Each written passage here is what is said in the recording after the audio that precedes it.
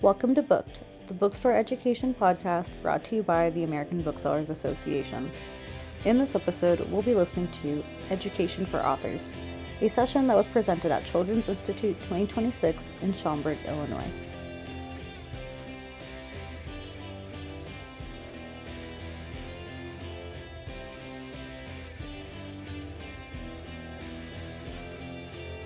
Welcome everybody to this session. This is Education for Authors, and I just want to welcome everybody here. I want to thank Ingram, our lead sponsor, for sponsoring this event, as well as other publisher sponsors. Let's do a little housekeeping. Antitrust guidelines. Booksellers are encouraged to share ideas and support during the conference, but the Sherman Antitrust Act prohibits them from discussing price or pricing policies, boycotts, dividing up the market. And you can look at ABA's website for more information. Just a little more housekeeping. All of the slides from today's presentation are in the app, or you can scan the QR code that's on the screen. Tell us what you think about this panel after the event with the survey. The survey is also in the app. And this panel is being recorded, and it's going to be posted on BookWeb's website and BookEd in a few weeks. We ask that you silence your cell phones, and if you have any questions, just wait for the mic after we talk, and we'll answer all your questions. The agenda is we're talking about the life cycle of an author event. So we're going to discuss what happens before, during, and after the event. We'll speak specifically about children's author events, but a lot of our ideas will be applicable even if you have an adult book. So, and we'll also talk about the challenges, expectations, and realities of putting on an author event, and then we'll take your questions afterwards. And the session objectives, by the end of the session, you'll be able to understand the key stages of a successful author event, learn best practices for promotion, communication, and audience engagement, and gain practical strategies for children's events and common event challenges. So we're just going to start with introductions. So I'm going to ask everybody to give their name, bookstore, where your store is located, and I'm going to ask everyone to answer this question. What's one thing you wish every author knew before doing a bookstore event? So I will start. My name is Talia White. I'm the moderator. I'm the owner of Rosie Bound Co-op in Boston. And what's one thing I would say, if you're doing an event at a bookstore, please don't promote or link to Amazon. It seems obvious, but a lot of authors don't do that. If you're going to do an event with our store, it defeats the point of doing the event at a bookstore if you're promoting Amazon or Barnes & Noble or something like that. But we'll discuss more about that later. So I'll pass it on to Whitney. I'm Whitney. I am the marketing and programming manager at the King's English Bookshop in Salt Lake City. We're a general interest. Also, we carry children's all the way up to adult. We do events for everybody. And one thing I would say is that a lot of people wear multiple hats at bookstores. So if they don't get back to your email quickly, feel free to send a follow-up email because they have a lot going on. So be a little patient. Hi, I'm Casey Robinson from the Silver Unicorn Bookstore just west of Boston in Acton, Massachusetts. I'm the events manager. Hi, Jerry. We're email buddies. I am the events manager there. We do both adult and children's events. We do, I think, more children's events just by nature of our community that we're embedded in and the kidlit sort of community in general in Western Mass and Metro West Boston. I would say one thing that I wish every author knew before doing a bookstore event is that individual event is a piece of a much bigger ecosystem and long-term relationship building in your career. There's a lot of, especially newer authors and illustrators who come who are so worried about that particular event, or whether they're going to draw a large enough crowd to make it worth our while as a bookstore. And it's such a moment in time that is part of a much bigger relationship that we want to have with you, and lots more books down the road, and introducing you to our community and our patrons. And so you don't need to stress about the one event, I would say. And we're in it with you for the longer haul. So just keep that in mind. Hi, can you guys hear me? Hello. Okay. Hi, I'm Ashley. I am the events coordinator at Greenlight Bookstore in Brooklyn, New York. We do also kids and adult. I would say right now, for the last few years, our kids events are going through a lot of transitions of like not only just format, but like which ones we're doing, and also our school visits. So I think a lot of my notes from today will be coming from that perspective, just letting you know about that. And then I would say, one thing that I wish every author knew during a bookstore event, which maybe this is personal to me, but I feel not alone in this, is that when you arrive to the bookstore, please introduce yourself to the staff or the event host. I think often authors come and they see their friends and they get caught up in the conversation, and just remember that there's like a run of show. And so that sometimes it's awkward to have to find you and make sure like you're actually here. Okay, cool. All right, so we're going to talk about before the event, like thinking long-term, but not one time, as everybody is saying here, like we want to build a relationship here. Like Ashley just said, introduce yourself. And also, before you contact the store, learn about the store. Make sure it's a good fit for you, because not every store is a good fit for everybody. And I just want to throw out the question to everybody in the panel. What helps authors make a strong first impression when they're contacting? Jump. And with that, maybe Whitney. I'm just trying to think of, I think first telling me that you're a local author and maybe you have a new book, or even if you're an established author, maybe you haven't written a book in a while, and just reminding us. I think starting with an email, I don't know. I feel like telling me who you are, what your book is, and what's it about, and like who the target audience is. Sometimes I like people coming in to talk to me, and sometimes I like an email, just so I can kind of get in. I don't know. I feel like it's a mix. Sometimes I'm not in a position to talk to you. Like if I'm working at the store, I'm like in the middle of something. And so if you come into the store, I definitely want to meet you, but I might not have like an hour to kind of talk to you about an event. Does that make sense? Yeah. I would say put your hat on thinking about what we need, what's most important to us that we need the information up front. So title, pub date, distributor, if you know it, publisher, a link to Edelweiss or NetGalley, especially if it's a picture book and it's easy for us to take a peek at it. If you have blurbs, that's super helpful. We're scanning, your email pretty quickly to figure out if the timing would work. If you're coming in from out of town, your general dates that you plan to be in town. If you have any relationship with the area, that's great. We want to know that, you can bring people to the store. So that's always helpful. Just sort of the general lay of the land when it comes to who you are. It doesn't have to be long or even particularly charming, but human. Write it yourself. Be a person. Don't be afraid to have a personality. It doesn't have to be overly persuasive. Like we're here. We're doing this work aimed at the same goal that you are, trying to get books into kids' hands. And so I would say all of that.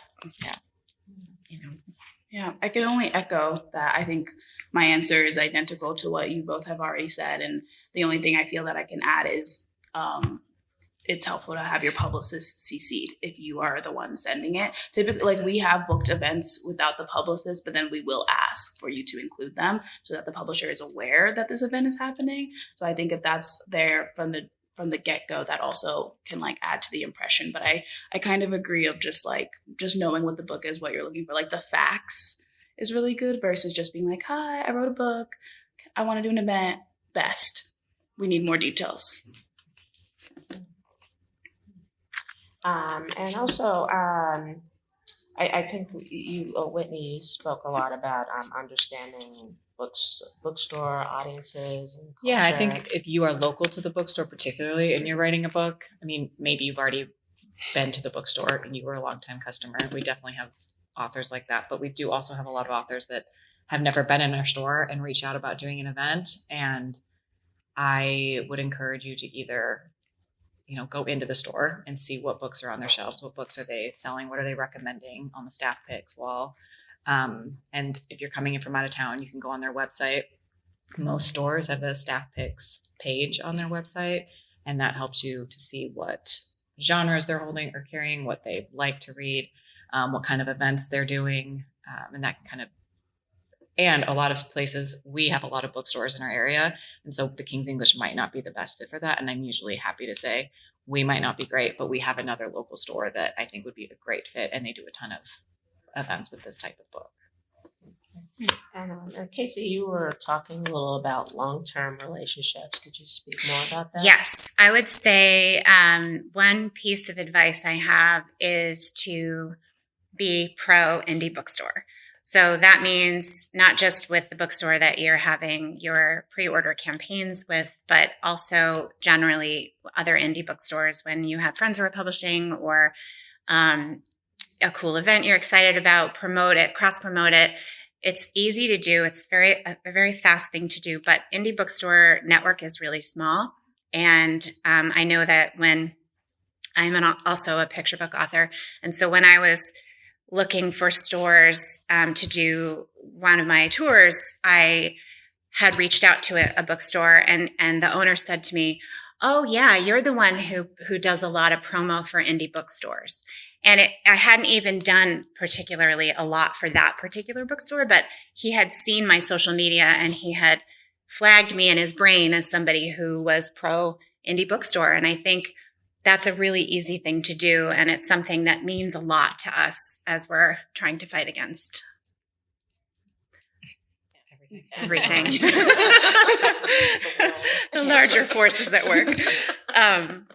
But also I don't think anybody here is pre-published, obviously, since you're all here celebrating your books. But even if you're a newer author, you can establish relationships in advance, and we are holding the pom-poms when you are successful. And it's really fun to be a part of that journey with you when we've known you all along and you've invested in this relationship in advance. We will be your champions. So it's just, part of the partnership, I would say. Yeah. And it's available. The relationship building can happen at any point in time. You don't have to be, have fancy stickers on your books to be worthy of that. We are already looking for reasons to celebrate and champion you. Yeah. So when you're about to contact the store, most bookstores nowadays have an author inquiry form. This is an example from Whitney's store, an event proposal. So you want to, and also on my website, we have a form where we ask authors to fill it out. Tell us a little about your book. What are your expectations from the event? Who is the audience for the book? That's important. And also, what are who are your networks? And also we ask people to contact the store at least 6 weeks in advance. Mm-hmm. Like, don't contact me about an event that you want to do next week. Like, that's just not possible. So, and we also tell you, what we expect the author to do before, during, and after the event. It's very clear. And then I also tell you, this is what we will do, what the bookstore will do for the author. as far as like promotion as well as support during the event. And this is an example of my inquiry page on my website. And, again, it goes into more details about what we need from the author, and we use that to decide if it's a good fit to do the event at our store. I don't know, Whitney, if you wanted to talk more about understanding event expectations and fees and stuff like that. Yeah, I think particularly post-pandemic, I think a lot of publishers are scaling back a little bit on the amount of tours they're sending authors on, or how many cities they are sending authors on, how many cities they're sending authors to. And so I think a lot of the, it's been put on authors to do it. And the bookstore wants to have a successful event just like you do. And so we have on our application on our website, it's very clear, what our expectations are of you and how we run our events. And that's how we know whether or not it's going to be a good fit for you and for us. Cause we usually have about a 2-hour window for the event, but there's, an hour ahead of that we're setting up for the event. And then there's the cleanup after. And, we're paying to have staff do all of that. And we have to order in the books. And so it's not always going to be a good fit. And that's okay. There are going to be some bookstores that are a good fit for you. And sometimes it means being adaptable. If you're coming through town, you're on vacation and you want to pop into the local bookstore, maybe a sit down event is not the right answer, but maybe we'll order in like 5 copies of your book, stop by, get it signed, we'll take a picture and we'll put it on social media. And that's a good way to still get your book out there, and we can help you with promotion without it being a huge time suck on your end and our end. And then maybe it sells well. And then maybe next time you come through town, we can set up an event. But your plane ticket, your hotel is expensive for you. And so I think we just want it to be successful for everyone. Definitely. And like I just want to reiterate here, sharing book and event details up front, make sure we align expectations effectively early. So it's successful for you, it's successful for the bookstore. This is a picture of Jenna Bloom, who came to my store a couple months ago. She was a really great partner. And we're going to talk more about promotions. So I'm going to ask everybody on the panel, maybe I'll start with Ashley because we haven't talked about what promotional efforts make the biggest impact. I mean, the first thing that comes to mind is, so with our events, when we have confirmed and we sent the run of show, we offer to make social media graphics for the authors to use. And I feel like so very often they're not used when requested. So I think the first thing that comes to mind is actually promote the event. If you don't have socials, I think it's harder because I think that is so much of where the promotion is happening, the marketing of events is happening. I know I spoke with actually Neil Schusterman last night, and he was telling me that he does not really use TikTok personally, but his family does. And so his family runs his account and they just kind of tell him what to do. And they put the audio on there and they do the trend. And then he gets a lot of visibility from that. So I say that to be that if you are someone in this room right now and you just heard social media and you got nervous, that is totally fine. You don't need to be a social media savant, but if there's someone in your world who knows it, pull them in, have them help you. Because I do think that is a lot of where the marketing of events is happening right now on Instagram or Instagram alternatives, because people are also looking for other platforms as well. That's my first thought. Yeah. I know, Casey, if you want to talk about creative promos and strategies. Yeah, I was thinking about some of the more creative experiences that we've had with events. And I would say direct asks are always effective, meaning we had last year a birthday party book launch event for Jane Yolen with her daughter Heidi Stemple, and Heidi sent an Evite invitation to all of the creatives that we knew in the area. And getting this specific ask changes it from a gentle suggestion of something you see posted on social media to I have to make a decision about this event. And we always get more yeses when there is that kind of ask. You don't have to do that for every bookstore event. But in this case, it made sense because it was kind of a special thing that we were doing. There's also a picture book author, Linda Booth Sweeney, and she is one of the most creative people that I know around book events. So, for example, she has a book coming out next season. I think it's called this spring. It's called Duke Bees Pea. And she is doing these lawn signs with a QR code that you scan, and it brings you to pollinator literacy information and low waste living information, and a big fat graphic about the event that she has planned for the book launch. So it's cool, and no one else is doing this that I've seen. And so people, it fits with the community in which she lives. And so she really knows her community.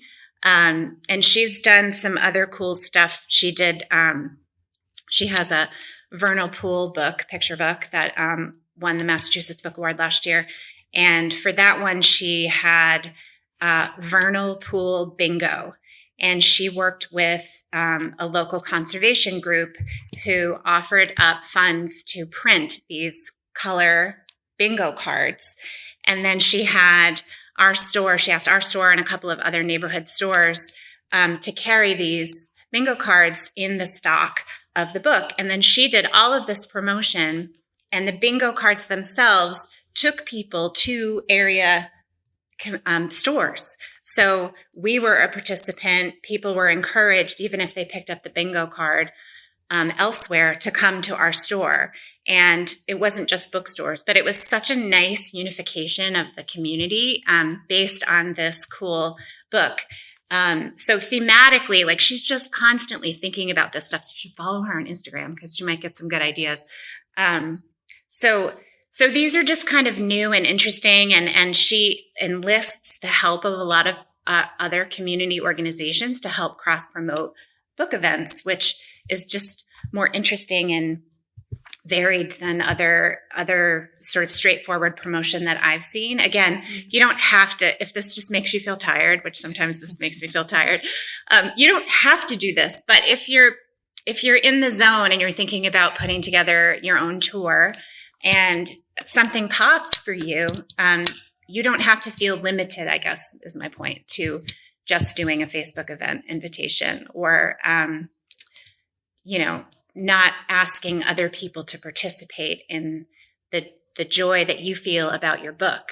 I mean, lots of people want to be helpful to you and want to celebrate this with you. And so if you have a friend who wants to run your TikTok account, or someone who offers to send out, emails to everybody in a geographic location, say yes. They're going to think it's cool that they were participating and helpful to you. And then, it does make a difference. I would also add, people still use email. And also, just emailing your friends and family. That's something people forget to do. Make sure your personal networks know that you have an event and invite them to come, because they're going to be your biggest supporters. So you want to make sure they're the first people that know that you're doing an event, as well as just cooperate with the bookstore. Like I said earlier, I had the picture there with Jenna Bloom. We asked her to do a short video, like a 1-minute video for Instagram, and she did it, and it was great, and we got a great turnout for that. So, but, if video isn't your thing, make sure you work with the bookstore on, what is the best way to communicate that your event is happening. My store, we've created these templates for all of our author events. So we automatically create flyers and little postcards that we give to all of our authors so they can share them by email or post the flyer on a bulletin board or whatever. So, this is all about just cooperation and we again, we just want to make sure the event is successful for everybody involved, and also support the messaging of indie bookstores. Like I had mentioned before, don't promote Amazon or Barnes and Noble. There's some bookstores like mine. We actually ask our authors to sign a little contract saying that you're not going to promote Amazon, because when we first started our bookstore, we had some really bad experiences where we had the author come, but they were telling people to go buy the book on Amazon, and we didn't make any money. So because of that, we've gotten a lot stricter and said, nope, if you're going to do an event with us, you can only be promoting us or another indie bookstore, but don't support Walmart or Amazon or any of that stuff. It's not good. So, okay. So, Whitney, did you want to talk? I think you were talking about RSVPs and managing expectations. Yeah, managing expectations. I mean, I think from the get-go, the conversation is how many people do you expect to bring in from maybe your network or your fans? And maybe the bookstore also is a fan of your book, and so they feel like they can sell it as well. But I think having an expectation from the get-go and be, realistic. It can be, I really only think I can bring 20 people in, and, I'd rather you tell me that and we get 50 than you tell me you're going to have 75 and we only end up getting 20 people. We now ticket all of our events, whether it's either you get a copy of the book or it's just a $5 ticket, and that $5 goes to our nonprofit, because we have noticed that if you do a free RSVP, you get, the attrition is very high for the free. And we have to return far fewer books if people have to invest a little bit more money in, attending. And if not, then we get the $5 and we get to buy books for the under-recognized community. But I think that's where our forum comes in. That's where you tell us about your book, who your audience is, and how many people you expect. And we don't do RSVPs. The only event that we do, there's only two circumstances in which we will do a ticketed event. One is if we're doing it offsite and we have to pay for the space, which we will do occasionally in certain circumstances, then we may do a ticket, which gets you a book and admission. We're not really charging for admission, but we're trying to cover a little bit of our costs if we are incurring extra cost. And the second is for our big kids graphic novel festival, which is free. But we ask people to register in advance on Eventbrite because we get thousands of people who come, and we need to know, we have a gauge of, if it's likely to be bigger than that, we need to staff up for that. But it's a free event in the community. So, but other than that, we don't gauge. So we won't know really. We have an intuitive sense for how many people we think will come. It's very helpful to us if you're going to have a big crowd, or you're doing lots of promotion and you have lots of friends and family in the area and you're excited about it. Please tell us. That's great. We'll make sure we've got, more area in the store cleared, more chairs set up, that kind of thing. But even if it's a wonderful surprise and it's bigger than we all anticipated, we can certainly accommodate that. But we have found for our area that charging any money for tickets doesn't work for our crowd. So every store is different, and it's good to ask in advance how that works and what the process is. And it's not really, there's no right or wrong. I think it's just dependent upon the community in which each of us, works. That makes sense. Yeah, I would say that we are a little bit of both, where we do, like Greenlight does RSVPs, but our in-store events are all free. So the RSVPs are just more for us to know what kind of turnout to expect in terms of setting up our store. But I think the trend here is that typically in staff, we typically expect a lower turnout for our kids events. It is unfortunate, and that's part of what I was saying about earlier, our kids events are in a transitionary phase because we've actually stopped doing story time, because we would find that even if we had high RSVPs, it would be a lower turnout. And I think part of that is because events are free, and so parents, things are unpredictable. They decide when they want to come with their kids. But I think I say that to be that is always, at least for my part, the biggest thing on my mind when I want to set expectations with the author. I'm always trying to communicate that, and always, whether it's kids or adult, I'm always like, this is where our RSVPs are. If they're low, I'll like send out an email being like, let's like all push and try to get a bigger thing. But just like letting you all know where that is an option, and, you know, we can talk that through.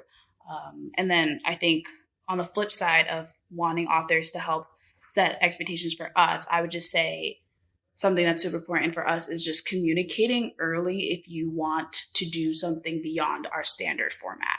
So for our kids events, if it's a story time, it typically is like a reading and then some sort of craft and then signing and then they go. If it's more of like a sit down with like a graphic novelist or a YA book, it's more of like a reading, a presentation, Q&A, a bigger affair.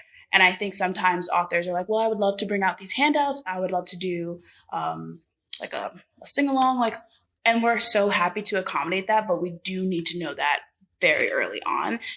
You cannot tell us like a week before, especially if there's a presentation involved we ask that is submitted to us a week before, and changes beyond that, we kind of, at least me, I'm a bit strict about it because I want to help set that expectation of please communicate as early as possible, because last minute just makes it harder for staff. And at the end of the day, we want to give you the event that you also want. And again, like, we want it to be a success, but we can't always accommodate like day of requests. Yeah, good idea. Yeah, and these are just examples. These are just pictures from our stores. I recently had Josh Funk at our store, and that was a really cool event. He was also a great partner. He retweeted every time we promoted the event on Instagram or Facebook, and he shared our newsletter. Like, he was just really great, and it was a successful event. And I guess these other pictures are from your store. Yeah. Okay. Yeah, the middle one is a recent event. Oh, hey. It's a recent event that we did with Jalen Hurts, which that one was kind of fun because it came to us as a surprise. And that one was a school visit. So that's like a format that we are bringing back to the store. I think with the pandemic that went away for us, and now we are reviving it and seeing how school visits work for us. And this one was specifically, I believe we had the school pay for all the books up front, and they like distributed them to the parents afterwards. And so sometimes we do that, or sometimes we sell on site. So it really just depends on what the author wants or need, and what the school can do. We've also been exploring working with nonprofits, because our goal is to try and get a book in every kid's hand. And that is something that for us is a little bit harder, but it's something we are exploring when it comes to our school visits. And then the next one is Leanne Cho, who I love. She's an incredible picture book author, illustrator. And I'm just going to shout her out because she's great with voices. And I love hosting her. Yeah. Okay, so we're going to jump right into the actual event. Like, how do you make the event successful? So we're going to talk about, well, what is the right event format? So maybe, Casey, you could start with, what works? A reading versus a conversation versus activities. What do you think works best? Interactive is always best. So that means with picture books, can I just see novels? Are you guys all novelists or artists? Both, all of the above? Okay. Okay. So I would say for like story time formats, kids are wiggly, you're limited attention span. It's okay. That's fine. You can do a short event and spend a lot of time one-on-one with the kids or the parents or some combination thereof. Interactive, move your body in the beginning, lots of raised hands, call and response, that kind of thing always works really well. Read the book, gauge your audience, be flexible about how long it should last. Bring a craft. You may or may not do it, but it's always good to have. Sometimes you get kids are really intense and they really want to continue the engagement. And so that's a good thing to do afterwards, especially while you're signing. The littles can have their crayons out. Ask in advance for materials that you need. We have a whiteboard. We don't tend to do a lot with screens in the daytime simply because the light doesn't allow for good visibility. We have a lot of natural light, which is wonderful, but we prefer to do whiteboards or a drawing easel if that's something that's helpful to you. We don't always have crayons.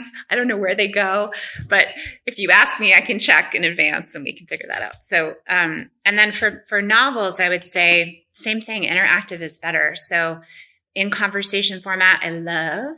It's always more fun for you. It's always more interesting for the attendees to hear conversation back and forth, especially if it's somebody that you have something in common with. We're happy to set that up. You are also most welcome to make a suggestion for someone else that you would like to be in conversation, someone who makes you feel really comfortable. Anytime you want to bring props or research materials or graphic novelists, again, we'll have the drawing pad up if you want to take suggestions from the kids in the crowd for something you want to draw on site. That's great. Kids love that. It doesn't have to be a lot of reading per se. I think we've sort of steered away in general from like the lectern and the pages and the reading aloud and that kind of thing, both for adult and children's events. That's sort of we don't spend a lot of time doing that anymore. I think just the dynamics of the crowd interest has changed. I think that's. Yeah. And you also do a Halloween in July event? Oh, yeah. So we have, maybe Abrams can tell us why all the Halloween books come out in July. Summerween. Every year, Summerween. So we don't do a lot of events in the summer just because everybody packs up and goes to the Cape or goes to Maine. And so we don't have a lot of reliable, predictable foot traffic in the store. It also allows for the grown-ups in the store to take vacations with our kids and such. So, however, we have a lot of teen staff and they are very creative and excited about lots of things. And so we had last year a couple of local author illustrators that we have really good relationships with had Halloween books. So we decided to do Halloween in July. And so the teen staff created a haunted house in the store. So this makes me tired.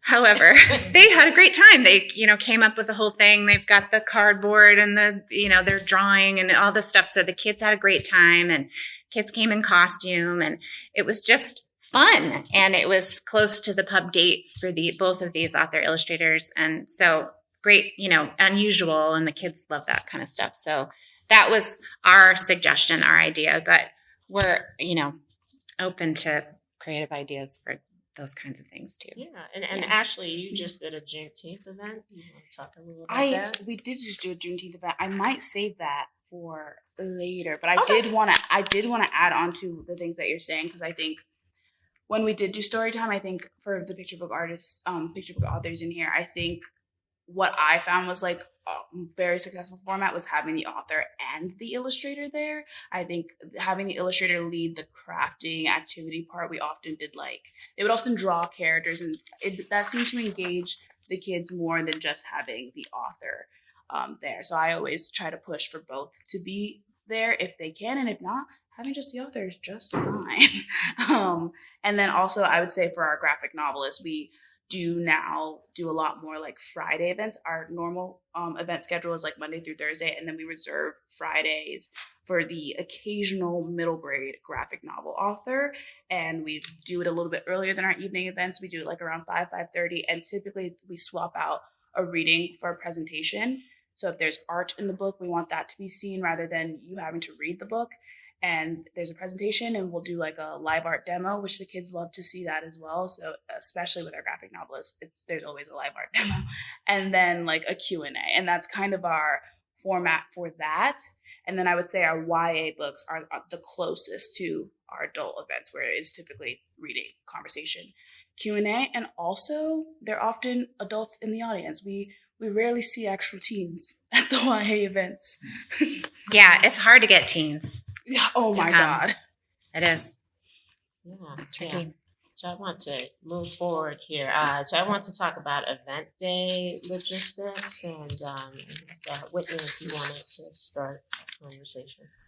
Yeah, I mean, I think connecting with the bookstore ahead of time, like what's the run of show? What time do you want me to show up? We have started asking the author to show up early enough that we can sign everything before the event, so that once, then there's no pressure to, wrap up your conversations with anyone in line. You can take your time, and then the book's already signed and you can just go whenever you're ready. But establishing that ahead of time, if you do need any AV, check with the store. We have terrible PowerPoint capabilities. But if you're doing any school visits, that's also really helpful to get that information. And yeah, how long do you need to talk for? How long do you do Q&A? What are the expectations in getting that set, so that when you do arrive day of, you are prepared and there's no surprises, unless there's lightning. Also, I can talk about the Juneteenth now. Yeah. I just really wanted to say that. Yeah. But yeah, we did just recently do a Juneteenth event. So we do a Juneteenth event every year. We've been doing it. This, I think, was our 4th. And this was the first time we did it for kids. So it was very kids focused. And me and my colleagues, we talked about what we wanted. And originally we talked about it being an outside thing. And we were like, let's have a Juneteenth book featured. And then we wanted to have a bunch of illustrators to do additional activities. And we wanted to just keep it a party, keep it casual. Because again, kids have low attention spans. That's not a bad thing. It's just what it is. So we didn't want it to feel too like our other events where it's like we've had open mic nights or there's been a lecture or conversation. We wanted to keep it light and fun. And I think in the planning of that event, we had to shift with the authors that were available and also just what we did. So we ended up moving it in store, and we had a wonderful author join us, Zeta Elliott, and she did more of a story time type of thing where she spoke to the kids and then did a reading and then passed on to our second author illustrator, who she was a teaching artist. And so she had experience doing workshops, and she led a crafting collage thing. And that we did that as a background thing where we had the food, we had the music, and kids could just do that in passing. And it was very successful. I mean, some kids were dancing, which I really enjoyed. There was a little girl, she was dancing, and when I tried to join her, she didn't want me to join her. She looked at me sideways. and then when I stopped, she resumed. But I say that because I'm kind of segueing into our special days events, where it's we've also done World Read Aloud Day. And for us, the way we've formatted that, what we found is best is we just invite several kids authors, and we just kind of have reading after reading after reading. And same thing with our independent bookstore day. We invite kids authors to come in, and instead of an event, you're just kind of there to be seen and to talk and to we've done doggy portraits, which is fun. Those are always loved. So I say that because we'll play with the format when it's a big holiday or a book thing. And I think that that's also a great way to continue building a relationship with a bookstore, because often when we're looking for authors for those kinds of things, it's authors we've already worked with who we know they're great, they're wonderful, they might have a book coming out, or they have a book that we've sold well, and we just want them to come in for this very casual thing. And that you're game for anything. And I think speaking of the day of being able to adapt, because sometimes the microphone stops working, or sometimes the marker dries up. I don't know, sometimes the AV is not working. And so just being able to adapt to maybe a different type of format. Will you take quick questions? So when you did your Juneteenth event, did you do it on Juneteenth itself? No. So I think in the past we have done it on Juneteenth. This year we decided not to because we're not a Black-owned store. And so that was important to my colleagues, that we actually left the day for Black-owned businesses. But so we did it on June 12th. And yeah, it was a fun celebration. And again, high RSVPs, but a lower turnout, but still great time. And that's why I think just expecting a lower turnout, but making sure that won't affect your experience is the best, because I think everyone still had a great time. And we also we honestly got more than we intended. Can I just say one quick thing? Yeah. The original comment that I made earlier about sort of the long arc of the relationship building is important, I think, because when you have an event with us, we will promote your book and who you are as an author, illustrator in advance. We talk about you in our newsletter. It goes to 10,000 people weekly. We set up a store display. We hope lots of people come to your event. But even if they don't, even if the turnout is lower than what you would want and what we would want, we have you sign stock. We create a display post-event with a sticker on it. And signed books sell better than not autographed books. And people will come in and they recognize your name and they recognize the book because they've heard about you for a while and they get excited. And they're, oh, yes, I remember this person. I know I really wanted to come, but, soccer got canceled and this and that happened. So there is like a thing that happens when you have an event. And also, it's important to us that we maintain a reputation of being good to you as creators. And we want you to feel really proud that you did an event with us. And we want to feel proud that we got to do an event with you. And so that carries. You have social media assets that you can use to talk about being part of our event history. And that matters too, because it all contributes to building something for you and for us. And so I think, again, that sort of bigger picture perspective is really important. The kids recognize this too. And so the buyers of the books and the educators who come in and, they know who you are. You may not see that directly in that one instance, but it's true. And so I think it's just really important that's all acknowledged too, because it's something I think that's harder to see. Absolutely.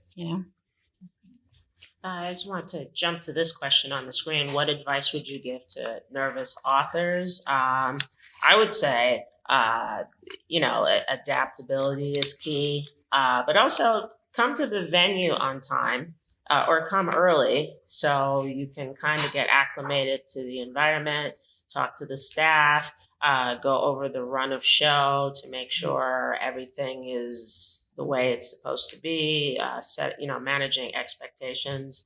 And again, just have fun, relax. It's a kids' event.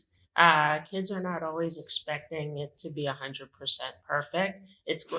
Kids are happy when you show up. That's what I've always seen. We had a Cat in the Hat event a couple weeks ago, and we had some mishaps happen, and the kids were like, that's cool. Cat in the Hat's here. We have the book here.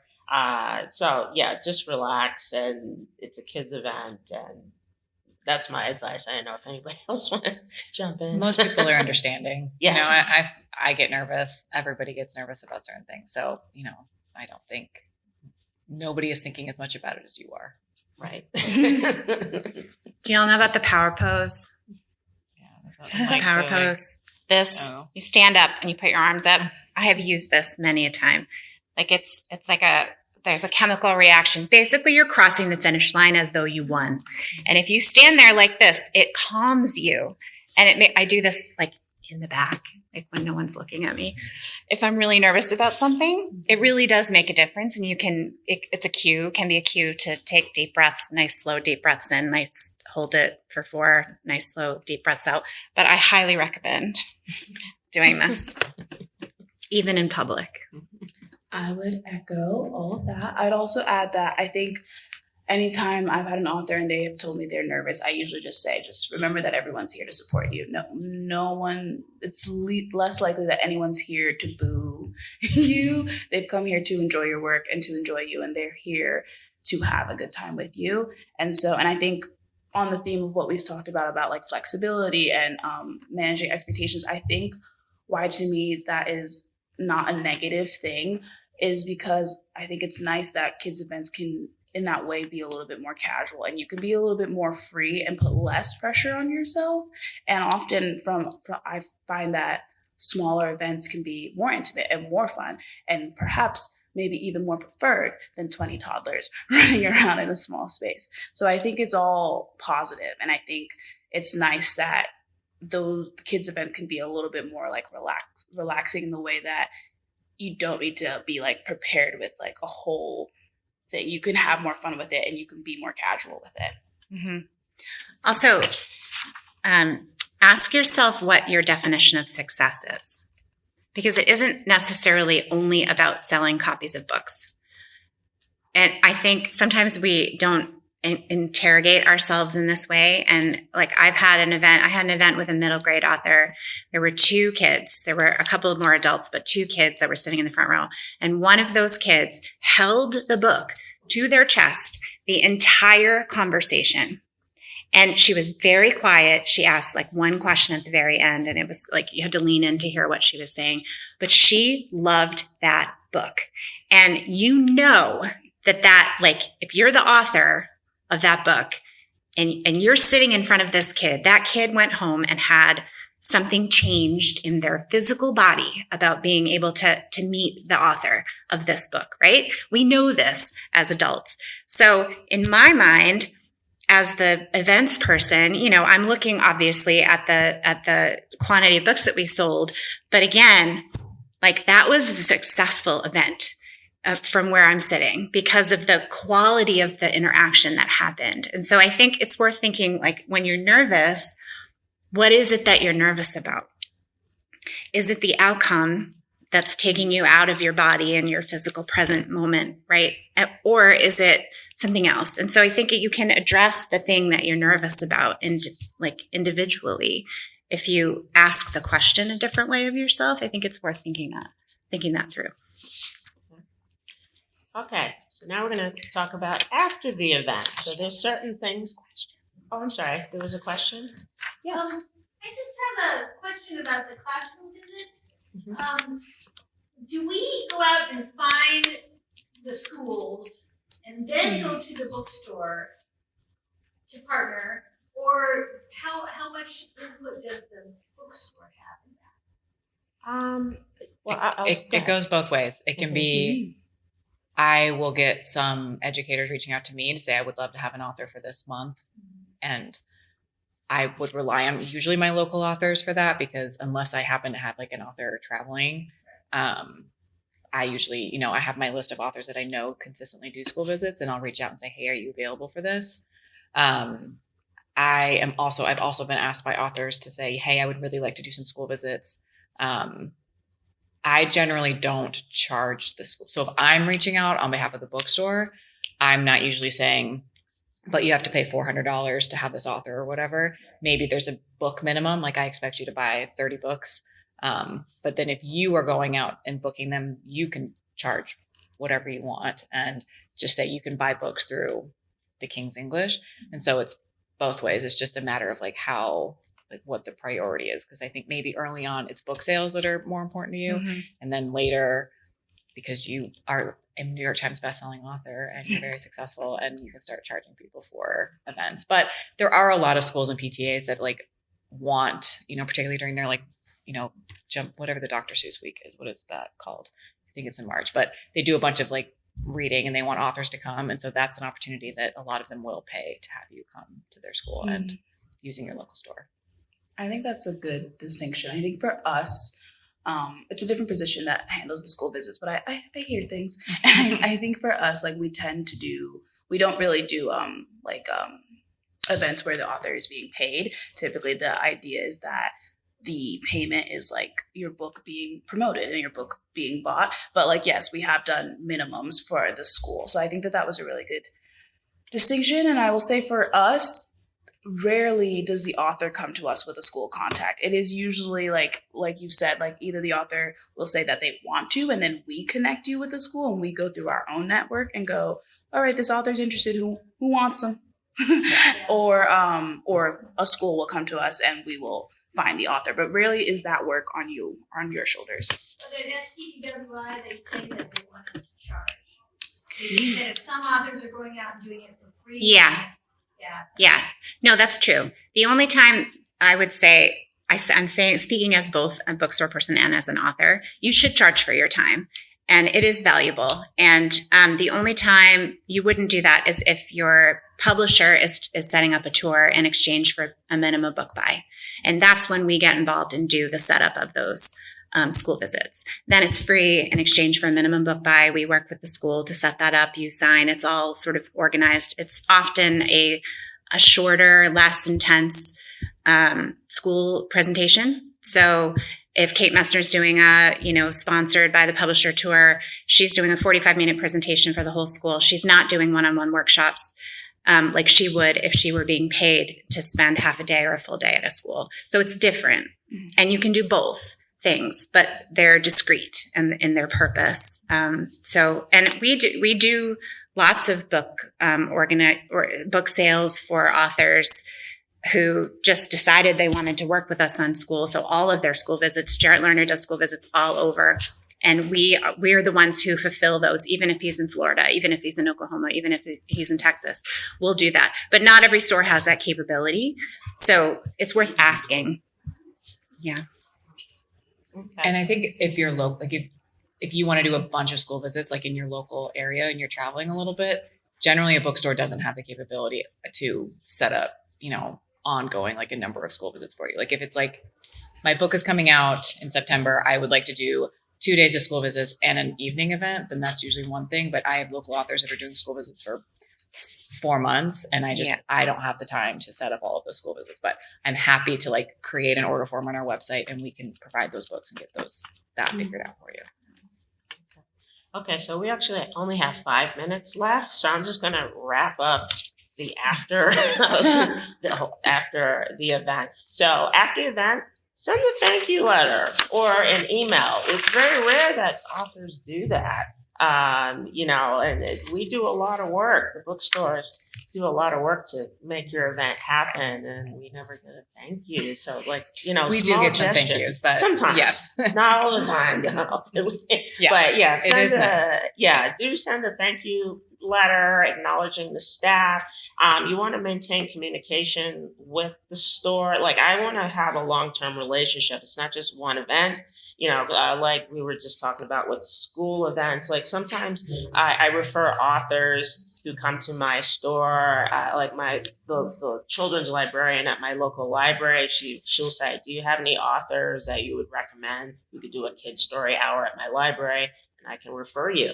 Or a teacher at the local school will contact me and say, "Hey, is there an author who can do a class visit? And I can recommend you." So you want to maintain those relationships, and also retweet, publicly express appreciation, retweet our social media with your followers, thanking everybody. So yeah. So I'm trying to sum that up. So I'm sorry, we're not going to be able to do everything else. But did anybody have any questions that they wanted to tell us? And, we can stay in contact after the event. But yeah, you have a question? I actually work for a publisher, and I'm an author as Yeah. well. And recently, and I'm sure this is industry-wide, fewer publishers are setting up events for authors, and they are expecting authors to do the work themselves to make those events happen, to the extent that I organized my sales team to put together a document for authors that we were giving to editors to give to their authors. And if you work with a publisher, I would suggest that you ask your editor to create something like that for you, because it's going to make it much easier to actually do the things that are being suggested here if your publisher gives you the roadmap to do that yourself, because it's a changing world. And I can tell you about why Halloween books come out in July later.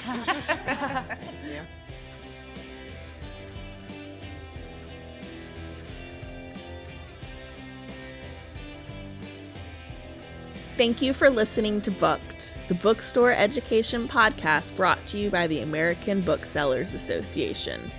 Don't forget to subscribe to the show on your favorite podcast app. Additional educational resources can always be found on the ABA site at www.bookweb.org. Happy reading!